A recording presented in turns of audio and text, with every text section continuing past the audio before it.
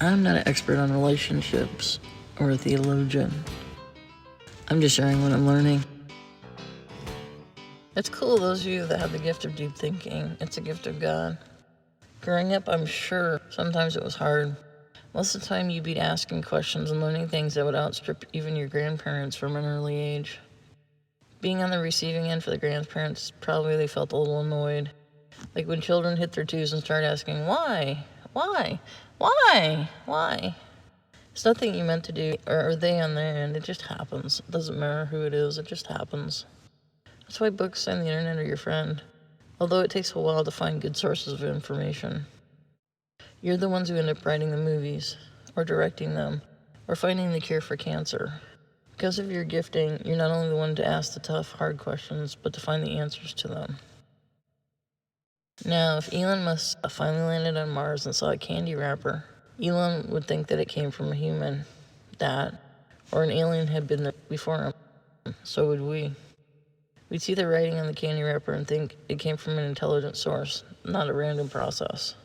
That would be funny, though, if we had drones up there and they were able to manipulate the rocks and place them so it said, "Welcome to Mars. Meet me," when the first human stepped out on the soil as a prank. The meet meet being the sound that aliens make. You know, it's canon. That's the sound they make. If we use observation the way Darwin did to arrive at his theory of evolution, you'd look to see where in all of creation does information come from. What comes from an intelligent source, from someone's mind, not a random process. In writing books, the fact that the ink on paper or pixels on a web page form letters, and the letters form coherent words and then thoughts, show that someone sat down and wrote them. Although you look at some people's tweets and think, crikey, did some random space stuff just blow through here because this makes about as much sense as that. Darwin didn't know how complicated the nucleus of a cell was when he wrote down the theory of evolution. Back then they thought maybe at best it was a few chemicals mushed in together in the nucleus. Now we know it's like a very complicated factory that does incredible stuff.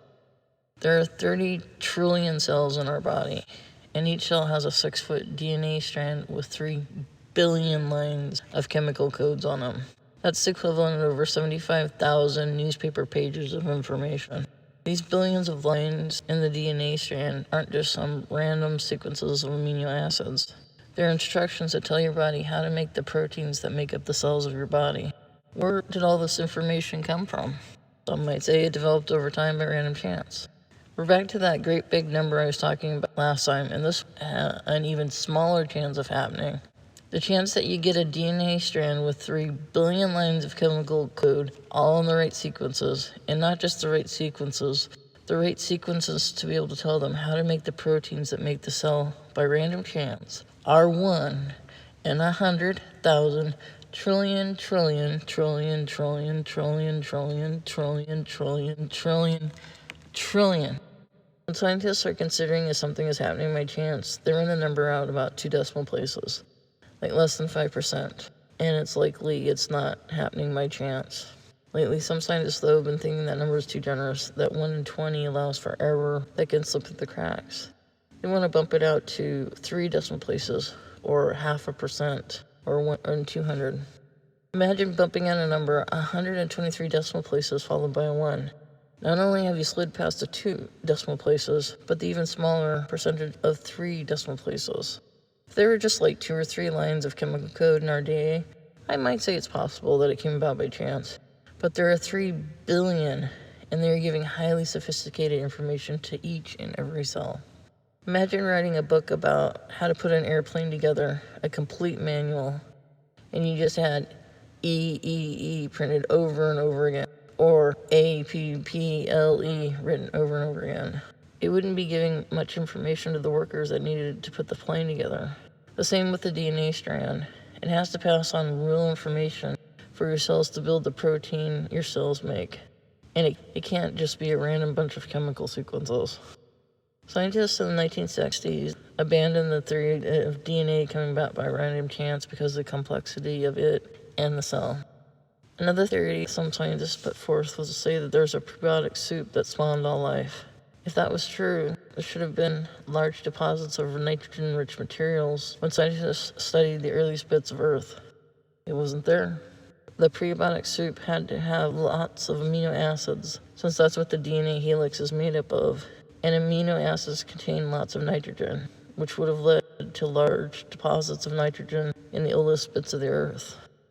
Considering the way the prebiotic soup is referred to in so many discussions of the origin of life as an already established reality, it comes as something of a shock to realize there's absolutely no positive evidence for its existence. When they tried sparking some stuff in an atmosphere created in a lab to see if it could jumpstart life according to evolution, instead of sparking a natural process, they had to interfere with it. They had to take certain chemicals out to get the outcome they wanted. So it wasn't a random process where it just sparked life. So if the information in DNA didn't come from a soup in a warm little pond somewhere, where did it come from? Some thought maybe the proteins in DNA put themselves together with chemical attraction.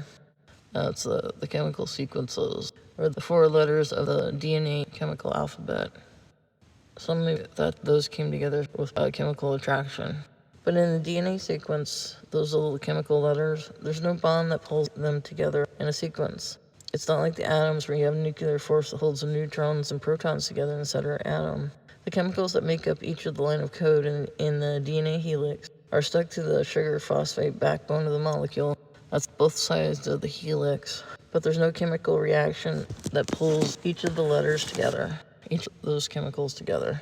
They don't interact with each other, so they wouldn't have been able to come together via chemical attraction.